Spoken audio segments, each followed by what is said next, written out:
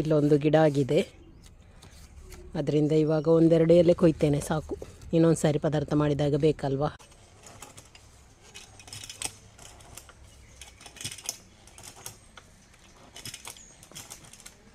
ನೋಡಿ ಎಷ್ಟು ತುಂಡು ಇದೆ, ಇದು ಇನ್ನು ಚೆನ್ನಾಗಿ ಒಣಗಬೇಕು.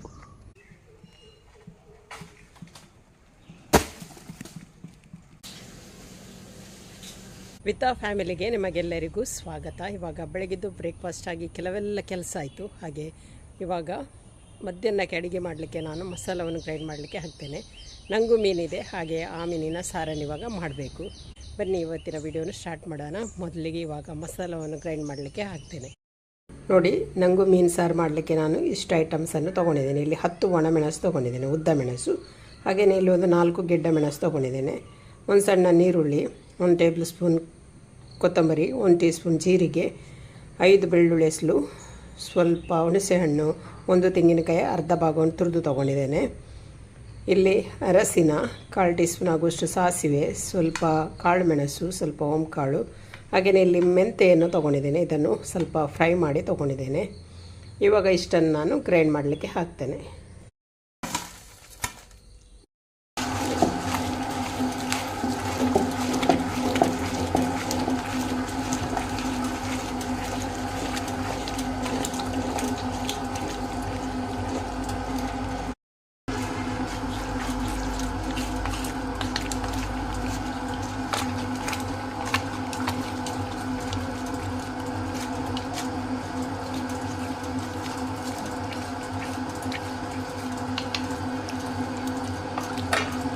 ಗ್ರೈಂಡ್ ಮಾಡಿ ಆಯಿತು. ಇನ್ನು ಇದನ್ನು ತೆಗಿತೇನೆ. ನೋಡಿ, ಇವಾಗ ಮಸಾಲವನ್ನು ತೆಗೆದಾಯಿತು. ಇಷ್ಟು ತೆಳು ಮಾಡಿ ಇಟ್ಟಿದ್ದೇನೆ. ಈ ಮಸಾಲಕ್ಕೆ ಒಂದು ನೀರುಳ್ಳಿ, 2 ಕಾಯಿಮೆಣಸು, ಶುಂಠಿ, ರುಚಿಗೆ ತಕ್ಕಷ್ಟು ಉಪ್ಪನ್ನು ಹಾಕ್ತೇನೆ.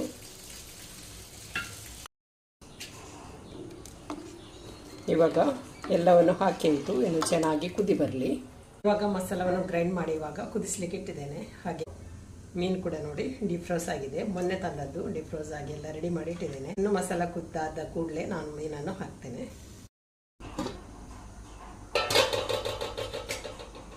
ಮಸಾಲ ಕುದೀತಾ ಇದೆ. ಇನ್ನು ಕೂಡ ಚೆನ್ನಾಗಿ ಕುದಿಬೇಕು, ಯಾಕಂದರೆ ಕಾಯಿಮೆಣಸು, ಶುಂಠಿ, ನೀರುಳ್ಳಿ ಅದೆಲ್ಲ ಚೆನ್ನಾಗಿ ಬೇಯಬೇಕು.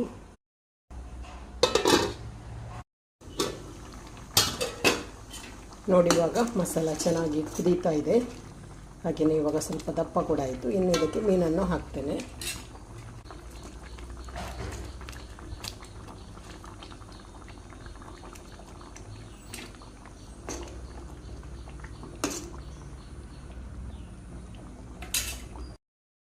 ಇವಾಗ ಮೀನೆಲ್ಲ ಹಾಕಿ ಆಯಿತು. ಇನ್ನು ಇದಕ್ಕೆ ಚೆನ್ನಾಗಿ ಕುದಿ ಬರಲಿ.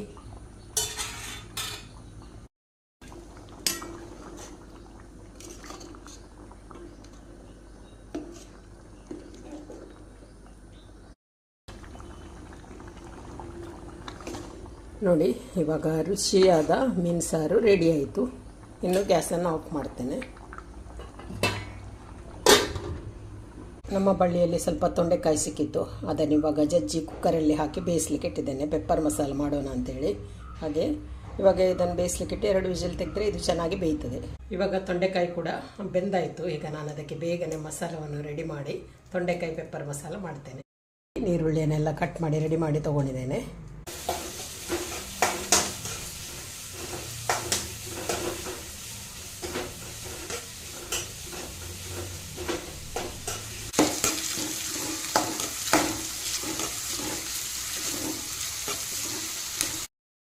ನೋಡಿ, ಇವಾಗ ನೀರುಳ್ಳಿ ಫ್ರೈ ಆಗ್ತಾ ಇದೆ. ನೋಡಿ, ತೊಂಡೆಕಾಯಿಗೆ 2 ವಿಸಿಲ್ ತೆಗೆದದ್ದು ಕರೆಕ್ಟಾಗಿ ಬೆಂದಿದೆ. ನೋಡಿ, ಇಷ್ಟು ಬೇಯಬೇಕು. ಜಾಸ್ತಿ ಗಟ್ಟಿ ಇದ್ರೂ ಕೂಡ ಪೆಪ್ಪರ್ ಮಸಾಲ ಒಳ್ಳೆಯದಾಗೋದಿಲ್ಲ. ನೋಡಿ, ಕರೆಕ್ಟಾಗಿ ಬೆಂದಿದೆ.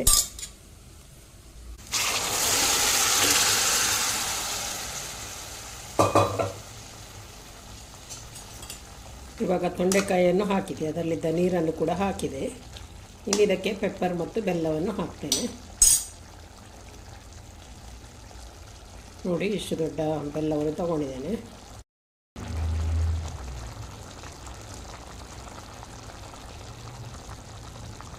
ಇವಾಗ 1 ಟೀ ಸ್ಪೂನ್ ಆಗುವಷ್ಟು ಪೆಪ್ಪರನ್ನು ಹಾಕ್ತೇನೆ, ಜಾಸ್ತಿ ಖಾರ ಬೇಡ ಅಂತೇಳಿ. ಹಾಗೆ ಇನ್ನು ಇದು ಇದರಲ್ಲೇ ಚೆನ್ನಾಗಿ ಕುದಿ ಬರಬೇಕು. ಇನ್ನು ಬೆಲ್ಲ ಹಾಗೂ ಪೆಪ್ಪರ್ ಈ ತೊಂಡೆಕಾಯಿಗೆ ಚೆನ್ನಾಗಿ ಎಳ್ಕೊಳ್ಳುವ ತನಕ ನಾವಿದನ್ನು ಒಲೆಯಲ್ಲೇ ಇಡಬೇಕು. ನೋಡಿ, ರುಚಿಯಾದ ಪೆಪ್ಪರ್ ಮಸಾಲ ಕೂಡ ರೆಡಿ ಆಯಿತು.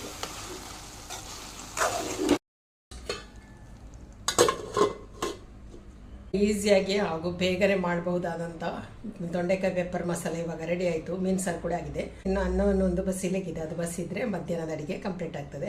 ಮೊನ್ನೆ ನಾನು ಅಂಬಟೆಕಾಯಿಯನ್ನು ಕಟ್ ಮಾಡಿ ಉಪ್ಪಲ್ಲಿ ಹಾಕಿಟ್ಟಿದ್ದೆ. ಇವಾಗ ನಾನು ಇದನ್ನು ಬಿಸಿಲಿಗೆ ಹಾಕಿ ಒಣಗಿಸ್ತೇನೆ.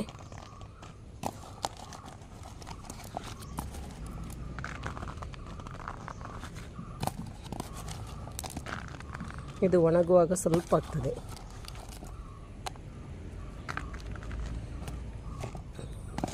ಈ ಬಾಕ್ಸಿನ ಮೇಲ್ಗಡೆಯಿಂದ ಮಾತ್ರ ತೆಗೆದು ಹಾಕ್ತೇನೆ. ಅಡಿಯಲ್ಲಿ ನೀರಿದೆ ನೋಡಿ.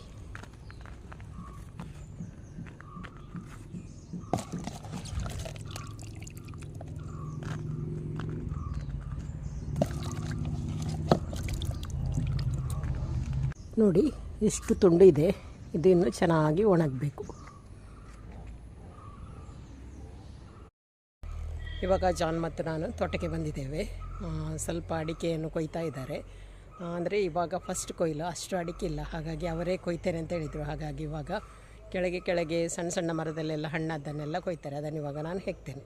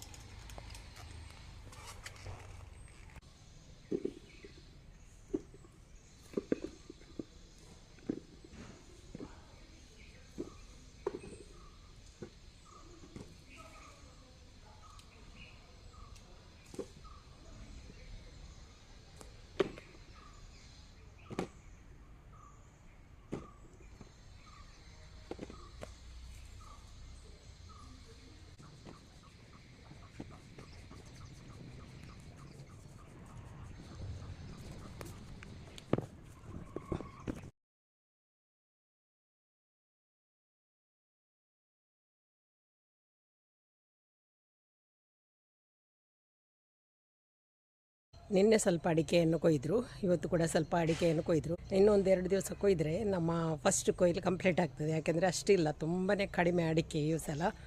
ಹಾಗೆ ಜಾನ್ ಅವರೇ ಕೊಯ್ತೇನೆ ಅಂತ ಹೇಳಿದರು. ಸುಮ್ಮನೆ ಕೆಲಸದವರು ಬಂದರೆ ಅವರಿಗೆ ತೋಟ ಕೇಳಿದರೆ 1,500 ಕೊಡಬೇಕು. ಹಾಕಿದ್ದಾರೆ. ನಿನ್ನೆ ಕೊಯ್ದರು, ಇವತ್ತು ಕೊಯ್ದರು.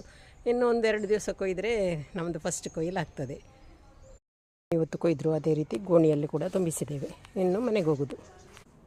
ತೋಟದಿಂದ ಇವಾಗ ಮನೆಗೆ ಬಂದು ಇಲ್ಲಿ ಇವಾಗ ನಾನು ಹೊರಟಿದ್ದೇನೆ. ನಾನು ಮತ್ತು ಜಾನ್ ಇವಾಗ ಬಿಸ್ಟಡಿಗೆ ಹೋಗಿ ಬರ್ತೇವೆ. ಸ್ವಲ್ಪ ಕೆಲಸ ಇದೆ, ಅದನ್ನು ಮುಗಿಸ್ಕೊಂಡು ಬೇಗನೆ ಬರ್ತೇವೆ.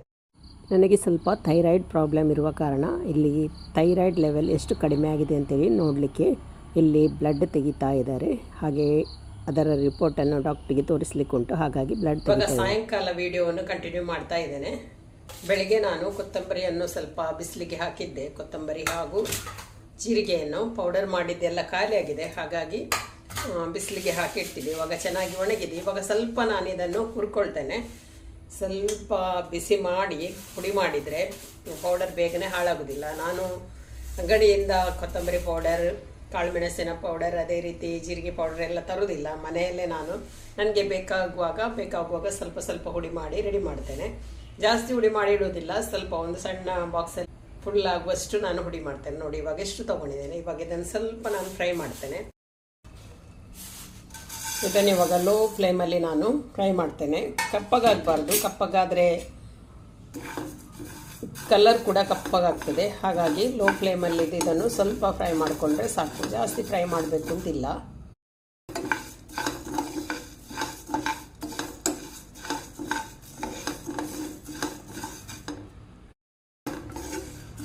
ನೋಡಿ ಇವಾಗ ಇದು ಫ್ರೈ ಮಾಡಿದ್ದು ಸಾಕು. ಒಳ್ಳೆ ಘಮ ಬರ್ತಾ ಇದೆ. ಇನ್ನು ನಾನು ಇದನ್ನು ತೆಗಿತೇನೆ. ಜೀರಿಗೆಯನ್ನು ಕೂಡ ಹಾಗೆ ಜೀರಿಗೆಯನ್ನು ಸ್ವಲ್ಪ ಫ್ರೈ ಮಾಡ್ಕೊಳ್ತೇನೆ. ಜಾಸ್ತಿ ಫ್ರೈ ಮಾಡೋದಿಲ್ಲ. ಇದು ಪ್ಯಾನ್ ಚೆನ್ನಾಗಿ ಬಿಸಿ ಇದೆ. ಗ್ಯಾಸನ್ನು ಆಫ್ ಮಾಡಿ ನಾನು ಇದನ್ನು ಫ್ರೈ ಮಾಡ್ತೇನೆ. ಗ್ಯಾಸನ್ನು ಆಫ್ ಮಾಡಿದ್ದೇನೆ. ಆಫ್ ಮಾಡಿ ಇವಾಗ ಫ್ರೈ ಮಾಡಿಕೊಳ್ತಾ ಇದ್ದೇನೆ.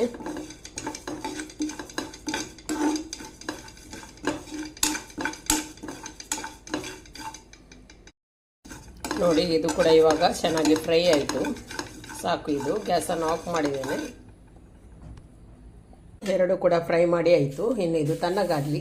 ತಣ್ಣಗಾದ್ಮೇಲೆ ನಾನು ಇದನ್ನು ಗ್ರೈಂಡ್ ಮಾಡ್ತೇನೆ. ಇವಾಗ ಬಿಸಿ ಇದೆ.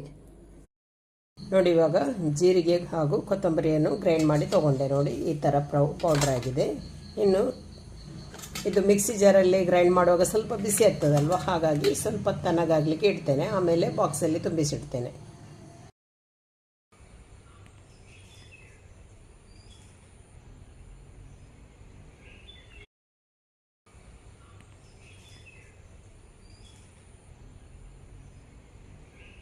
ನಿನ್ನೆಯ ವ್ಲಾಗನ್ನು ಇವಾಗ ಬೆಳಿಗ್ಗೆ ಕಂಟಿನ್ಯೂ ಮಾಡ್ತಾ ಇದ್ದೇನೆ. ಇದು ನೆಕ್ಸ್ಟ್ ಡೇ ವಿಡಿಯೋ. ಇವಾಗ ಬೆಳಿಗ್ಗೆ ಕೆಲವೆಲ್ಲ ಕೆಲಸ ಮುಗಿಸ್ಕೊಂಡು ತೋಟಕ್ಕೆ ಬಂದಿದ್ದೇನೆ. ಜಾನ್ ಕೂಡ ಬಂದಿದ್ದಾರೆ. ಹಾಗೆ ಇವಾಗ ಬೇಗನೆ ಅಡಿಕೆಯನ್ನು ಹೆಕ್ಕಬೇಕು. ಅಡಿಕೆಯನ್ನು ಕೊಯ್ದು ಹಾಕಿದ್ದಾರೆ ಜಾನ್ ಅವರು. ಅದನ್ನು ಇವಾಗ ಬೇಗನೆ ಹೆಕ್ಕಬೇಕು.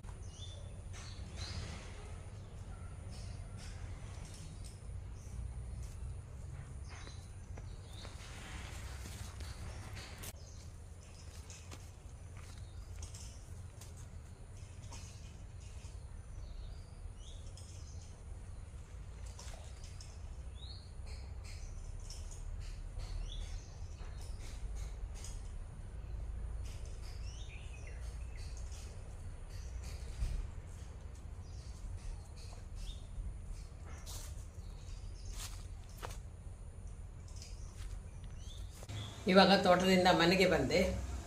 ಜಾನ್ ಅವರಿಗೆ ಟೀ ಆಗಬೇಕು ಇವಾಗ. ಹಾಗೆ ಟೀಯನ್ನು ಮಾಡ್ತಾ ಇದ್ದೇನೆ. ಸ್ವಲ್ಪ ಅಡಿಕೆಯನ್ನು ಕೊಯ್ದರು. ಹಾಗೆ ಕೊಯ್ದಷ್ಟು ಅಡಿಕೆಯನ್ನು ಹೆಕ್ಕಿ ಕೂಡ ಆಯಿತು. ಸ್ವಲ್ಪ ಮೋಡನೇ ಇದ್ದ ಕಾರಣ ಸ್ವಲ್ಪ ಅಡಿಕೆ ಕೊಯ್ಲಿಕ್ಕೆ ಈಸಿ ಆಯಿತು. ಜಾಸ್ತಿ ಬಿಸಿಲಿರುವಾಗ ಅಡಿಕೆ ಮರಕ್ಕೆ ಹತ್ತಲಿಕ್ಕೆ ಕಷ್ಟ ಆಗ್ತದೆ. ಇವತ್ತು ಸ್ವಲ್ಪ ಬೆಳಗಿನಲ್ಲೇ ಮೋಡ ಇದೆ. ಸಾಯಂಕಾಲ ಮಳೆ ಬರ್ತದೆ ಏನೋ ಆ ಥರ ಮೋಡ ಇದೆ. ಹಾಗಾಗಿ ಸ್ವಲ್ಪ ಅಡಿಕೆಯನ್ನು ಕೊಯ್ದಾಯಿತು. ಇನ್ನೊಂದು 2 ದಿವಸ ಕೊಯ್ದರೆ ಮೊದಲ ಕೊಯ್ಲು ಮುಗೀತದೆ. ಯಾಕೆಂದರೆ ಈ ಸಲ ತುಂಬಾ ಕಡಿಮೆ ಅಡಿಕೆ.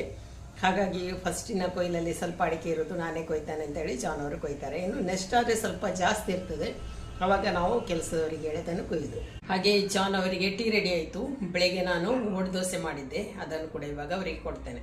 ಇವಾಗ ಜಾನ್ ಅವರಿಗೆ ಟೀ ಮಾಡಿ ಕೊಟ್ಟಾಯಿತು. ಹಾಗೇನೆ ಇವತ್ತು ತೋಟಕ್ಕೆ ಹೋಗ್ಲಿಕ್ಕೆ ಉಂಟು ಅಂತೇಳಿ, ಅಡಿಕೆ ಕೊಯ್ಲಿಕ್ಕಿದೆ ಅಂತೇಳಿ ಅನ್ನ ಮಾಡಲಿಕ್ಕೆ ಬೆಳಗ್ಗೆನೇ ಅಕ್ಕಿಯನ್ನು ತೊಳೆದು ಹಾಕಿದ್ದೆ. ಹಾಗೆ ತೋಟಕ್ಕೆ ಹೋಗುವ ಮೊದಲು ಅನ್ನವನ್ನು ಕೂಡ ಬಸ್ತಾಗಿದೆ. ಇನ್ನು ಇವಾಗ ಅಡಿಗೆ ಆಗಬೇಕು. ಹಂದಿ ಮಾಂಸ ಇದೆ ತಂದದ್ದು. ಹಾಗೆ ಇವತ್ತು ಮಧ್ಯಾಹ್ನಕ್ಕೆ ಹಂದಿ ಮಾಂಸವನ್ನು ಪದಾರ್ಥ ಮಾಡ್ತೇನೆ. ಹಾಗೆ ಇವಾಗ ಬೇಗನೆ ಅದರ ರೆಸಿಪಿಯನ್ನು ಸ್ಟಾರ್ಟ್ ಮಾಡ್ತೇನೆ. ನೋಡಿ ಇವಾಗ ಹಂದಿ ಮಾಂಸ ಬೇಯ್ತಾ ಇದೆ. ನೋಡಿ ಇವಾಗ ಇದಕ್ಕೆ ನಾನು ಕಟ್ ಮಾಡಿದಂಥ ನೀರುಳ್ಳಿ, ಬೆಳ್ಳುಳ್ಳಿ, ಕಾಯಿಮೆಣಸು, ಶುಂಠಿಯನ್ನು ಹಾಕ್ತೇನೆ.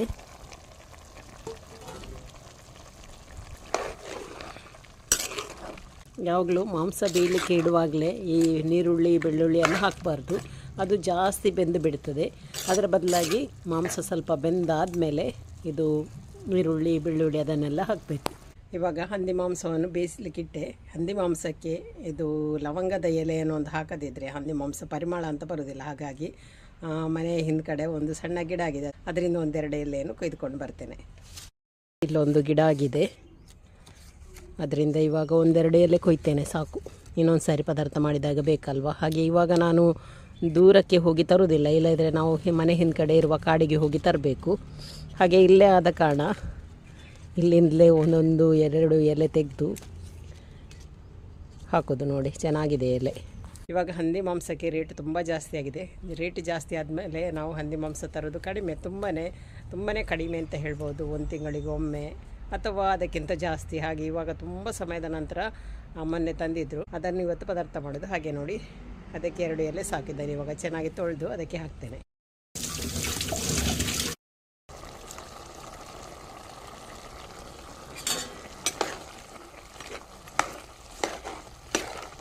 ನೋಡಿ ಇವಾಗ ಎಲ್ಲವನ್ನು ಹಾಕಿ ಆಯಿತು. ಇನ್ನು ಇದು ಚೆನ್ನಾಗಿ ಬೇಯಬೇಕು. ಇವಾಗ ಹಂದಿ ಮಾಂಸ ಬೇಯ್ತಾ ಇದೆ. ಇನ್ನು ಉಳಿದ ಕೆಲಸವನ್ನು ಮಳ್ಳಿತಲ ಹತ್ರ ಹೇಳೋದು, ಯಾಕೆಂದರೆ ಅದನ್ನು ಮಿಕ್ಸ್ ಮಾಡ್ತಾ ಇರಬೇಕು. ಅದೇ ರೀತಿ ಬೆಂಕಿ ಕೂಡ ನೋಡಬೇಕು. ನಾನು ತೋಟಕ್ಕೆ ಹೋಗಿ ಉಳಿದ ಅಡಿಕೆಯನ್ನು ಹೆಕ್ಕಿ ಬರ್ತೇನೆ.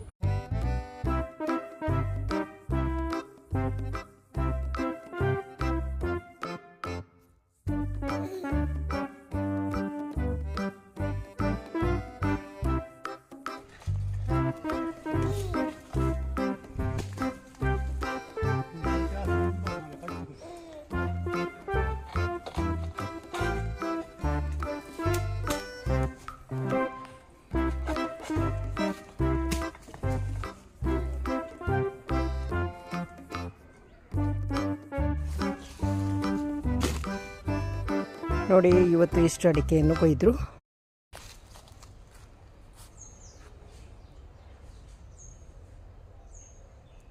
ನೋಡಿ ಇವಾಗ ತೋಟ ಗ್ರೀನ್ ಆಗಿ ಕಾಣ್ತಾ ಇದೆ.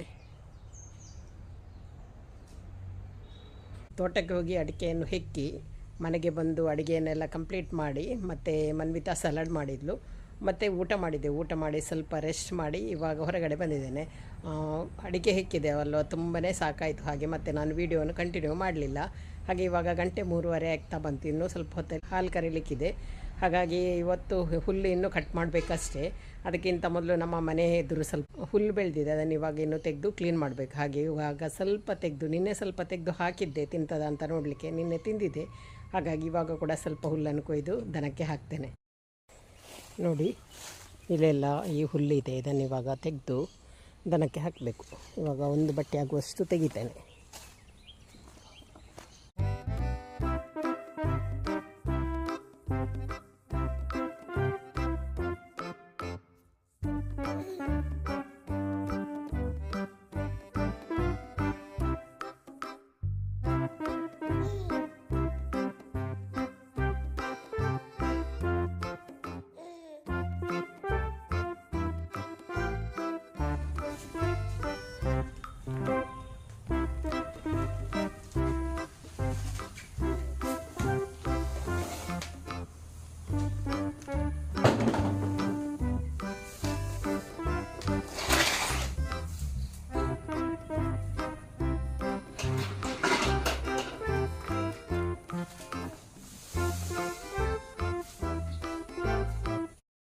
ನೋಡಿ ಸ್ವಲ್ಪ ಹುಲ್ಲನ್ನು ಕೊಯ್ದು ತಂದು ಹಾಕಿದೆ. ಇವಾಗ ಖಾಲಿ ಮಾಡ್ತದಂತ ನೋಡಬೇಕು. ಸ್ವಲ್ಪ ತಿಂದರೆ ಮತ್ತೆ ಇನ್ನು ಸ್ವಲ್ಪ ತಂದು ಹಾಕೋದು.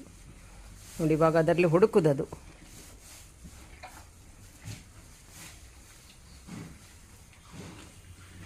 ಇವಾಗ 4 ಆಯಿತು. ಇನ್ನು ಬೇಗನೆ ಹಾಲು ಕರಿತೇನೆ. ಹಾಲು ಕರೆದು ಡೈರಿಗೆ ಹೋಗಿ ಹಾಲು ಹಾಕಿ ಬರಬೇಕು. ಹಾಗೆ ಇವಾಗ ಬೇಗನೆ ಹಾಲು ಕರಿತೇನೆ. ಇವಾಗ ಹಿಂಡಿಯನ್ನು ಇಟ್ಟೆ, ಇನ್ನು ನಾನು ಬೇಗನೆ ಹಾಲು ಕರಿತೇನೆ. ಇವತ್ತಿನ ವಿಡಿಯೋನ ಇಲ್ಲಿಗೆ ಎಂಡ್ ಮಾಡ್ತೇನೆ. ವಿಡಿಯೋ ಇಷ್ಟ ಆದರೆ ಲೈಕ್ ಮಾಡಿ, ಅದೇ ರೀತಿ ಸಬ್ಸ್ಕ್ರೈಬ್ ಮಾಡೋದರ ಮೂಲಕ ನನ್ನ ಚಾನಲ್ಗೆ ಸಪೋರ್ಟ್ ಮಾಡಿ. ಇನ್ನೊಂದು ವಿಡಿಯೋದೊಂದಿಗೆ ನಾಳೆ ಸಿಗ್ತೇನೆ. ಅಲ್ಲಿ ತನಕ ಬಾಯ್.